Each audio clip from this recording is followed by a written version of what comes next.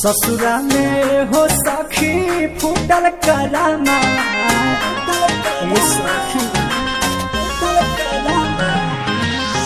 रोज रोज पी के अब हई महुआ सजाना।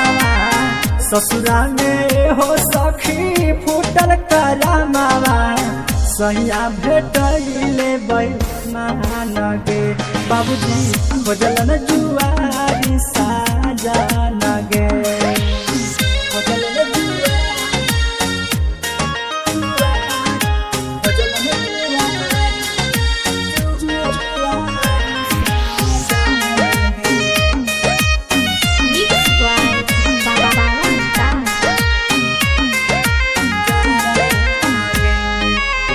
नैहर से गे सखी हलियै गरहाइले सोनावा के नथिया चारा भार गे। आजे नथुनिया बेचला कल बेचला कनिया गे यही सोची सोची लागल डर गे। हे गे रह रह के तरबे मोर परान गे।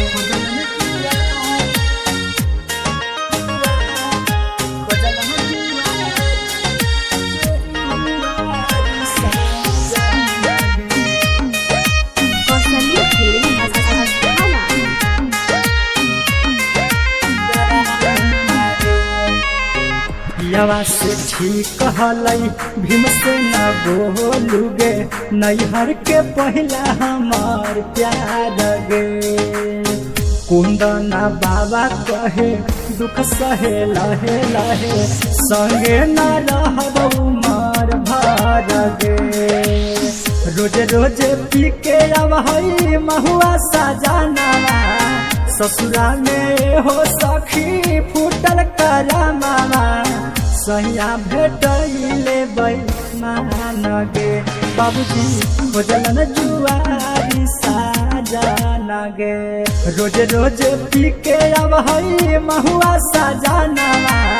ससुरा में हो सखी फूटल करामा सहिया भेटैले बैमान गे बाबूजी खोजलन जुआरी साजन गे।